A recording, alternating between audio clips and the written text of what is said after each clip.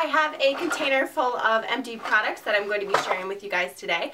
I've been collecting these since the last time that I did a products I've used up / empties video, so it has taken me a while to accumulate all this stuff. Kicking things off, I have 2 packages of the Yesta Tomatoes, which is part of the Yesta Carrots line of facial wipes.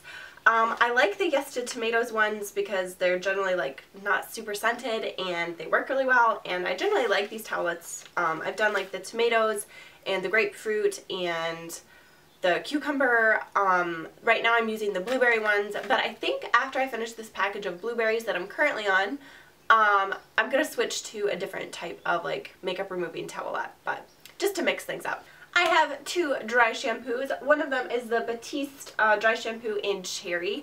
I mentioned that I didn't really like this one in my last empties video because I had one, but I bought it again because it has cute little cherries all over the bottle, and I am a sucker for cute packaging. But yeah, I just used it up. And then the other one was the Herbal Essences Naked Dry Shampoo, and it's in the little thing. And I don't know if you can hear that, but it's still like probably half full, but the little nozzle stopped working like entirely. I cannot get anything out of it and it makes me so mad. I like tried to like clean off the nozzle with like makeup remover and all that kind of stuff, and nope, not a zip. It just like broke.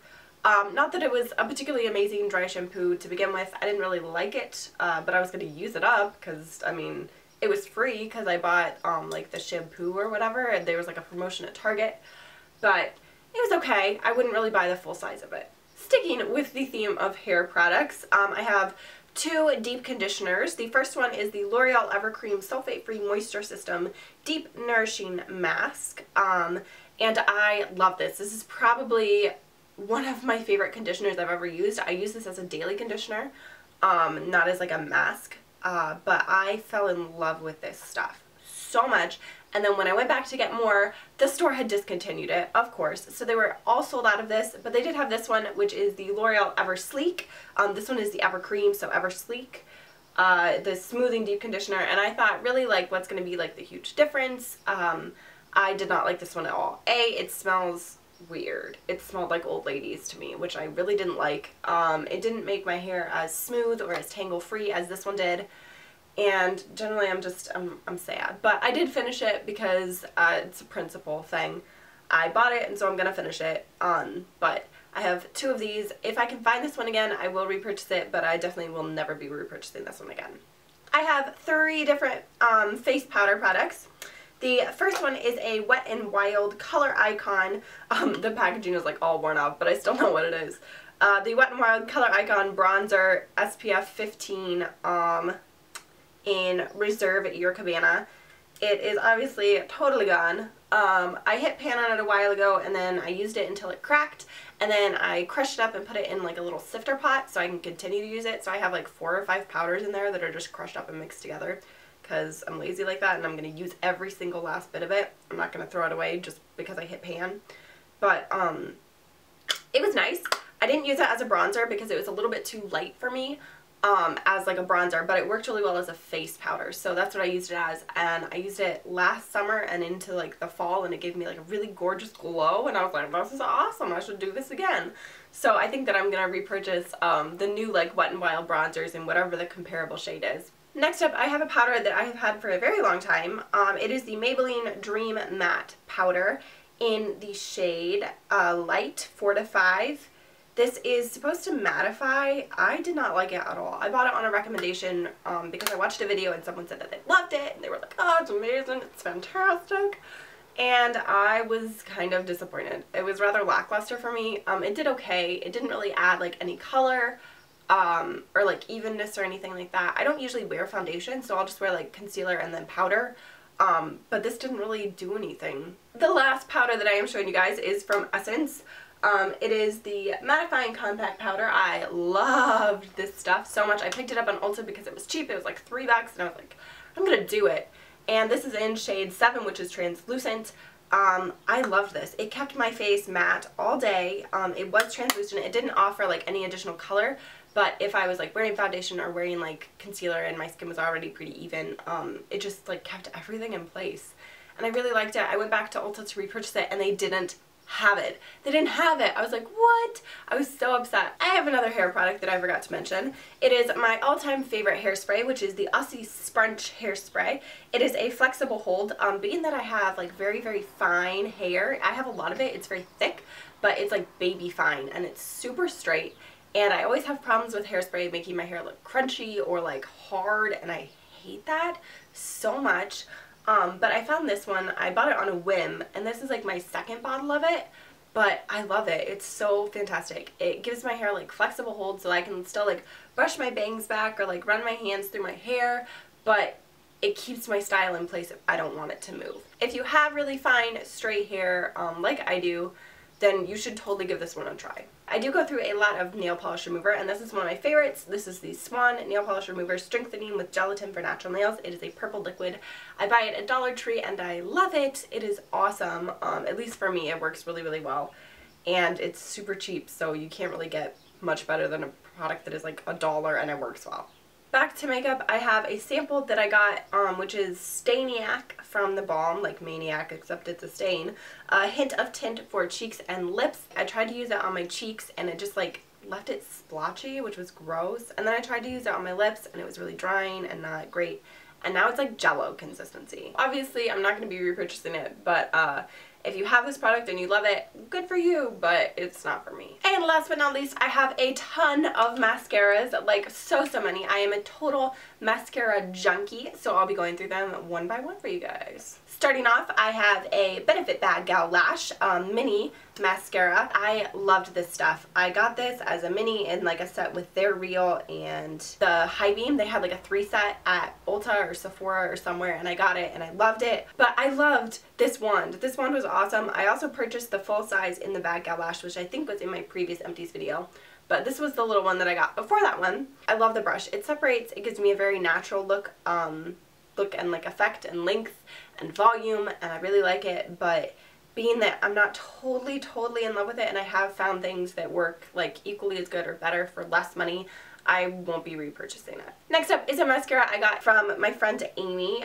She got this for me. She lives in Scotland, and I didn't like this one at first because the formula was a little bit too wet. But after using it and having it dry out, it became awesome. It gives you a really, really nice, long, lengthening, separated lash effect. It doesn't add a lot of volume, but it's great at separating. But I should probably tell you the name of it. It's the 17 Dolled Up 24-Hour Curl Mascara. And its little wand is like a little U-shape, much like the CoverGirl Clump Crusher. So I think that's why it works so well at separating, because it's that general shape. But yeah, I liked this one, and probably if it was sold in drugstores in my country or my area, I would repurchase it. Yet another mascara from Swap from Amy. I'll just go through the ones that she gave me because we did this swap, oh gosh, like before Christmas, so I definitely needed to move these along out of my stash. But this is the Boombastic Mascara Volume XXL from Gosh, and the brush is big, long. The actual brush is the same as like the stem, but the little bristles, like they're super short, and they have like this spiny ball on the end, but the bristles themselves are not long enough, so you end up with a ton of mascara on like the wand, and then the bristles aren't long enough to like separate that, so you can't like wipe it off or anything, so it just gets really clumpy and like not flattering on me. And last up from Amy's Swap is the Gosh Show Me Volume Mascara, and this one is pretty cool because it's fairly similar to the Bad Gal Lash brush. Again, I liked this one when it got to a little bit of a drier formula. I like dry mascara formulas. They work better for me than wet ones. But this one offered a lot of separation, a very natural look, and I liked it. So if I could get it again, I would repurchase it. I have a tube of the CoverGirl Nature Luxe Mousse Mascara. I bought this on sale. I don't know where the brush went, but like I threw it in my drawer because I was mad at it, and I like just put the little cap back on that it came with. And I hated this mascara. This mascara, I am not someone who has like oily eye area or like overly watery eyes or anything like that, and this mascara ran like crazy. I wore it to work one day, and like literally an hour later it was down on my cheeks. I was mortified. It was horrible. It was so horrible. Like, I don't remember much about the actual like formula on how it like looked on my lashes or anything like that. I just remember this stuff ran like crazy. I have a Great Lash Lots of Lashes mascara in Blackest Black, and this is the one where it has like the little like, I don't know, teardrop shaped brush, and I didn't really like this. Mascaras are very like hit and miss for me, and I tried to like let this one dry out a little bit, but it just wouldn't. It's like a super wet formula, and again, like I said, those really don't work well for me, so me and this mascara just didn't really mesh well. I have a Maybelline 1x1 Volume Express mascara in like the Blackest Black shade. I pretty much only buy black mascaras. But I really liked this one. I actually really did. Maybelline and I do not have the best history with mascaras working well for me. Generally I try to stick to CoverGirl, but CoverGirl has been failing me lately, so I tried it because I really liked the wand. The wand is like kind of flexible, and it's very like longish bristles, but they're very separated. I like very separated lashes, so this appealed to me, and it actually worked really well. Like, again, once it dried out a little bit, I had used it a few times. I really liked this, and I will probably definitely be repurchasing this. I have a Falsies Big Eyes mascara by, again, Maybelline. We're having a little bit of a fling right now, me and Maybelline mascaras. But this is the one where you have two different sides. You have the side for upper lashes, and you have the side for your lower lashes. I did repurchase this mascara because I love it. I don't love it right away. Again, I have to wait a little bit for it to dry out. But I'm wearing it today. I don't know if you guys can even like tell because the camera is kind of far away. But I really like the look that it gives, especially if I curl my lashes. I didn't curl them today. But they do look really nice. They do look separated. They do look full. And I really love the little bottom lashes. I reviewed the Clinique Bottom Lash Mascara in my last Empties video, and I didn't really like it. I thought it was kind of a waste of money. But this one I like. This one actually works. It has like long enough bristles, and it's like a long enough brush. And it just, oh my gosh, it made my bottom lashes look really nice. So when I choose to wear bottom lash mascara, I really like this one. And I saved my favorite for last, and this was the Tarte Amazonian Clay Smart Mascara. And I have to say, this is probably one of my favorite mascaras that I have ever used. I really like it, and it's all because of the brush. The brush has tons of bristles, and they're like long, so they separate, they give volume, they give definition. The formula is really nice. It's a little bit of a drier formula, so if you don't like dry mascaras, you probably won't like it. But the disappointing part was, like, I bought it in this mini set with like a primer and like a face illuminator or whatever, and I went to Ulta to buy like the full size of this tube because I was like, I'm so excited about it, it's awesome. And I opened it up in store, and the brush was different. It is not the same as this little mini tube. It was a totally different brush, and I was totally heartbroken about it because I didn't want to spend $20, I think it's like $19, but like $20 after tax, $20 on a mascara that I wasn't sure was going to be as good as the little sample that I got previously. So while I loved this one, I have not repurchased it because I'm nervous about it, and the brush is different, and that breaks my heart. That is my last product that I have used up. I hope that you guys enjoyed this video and me and my little like ranty reviews of products.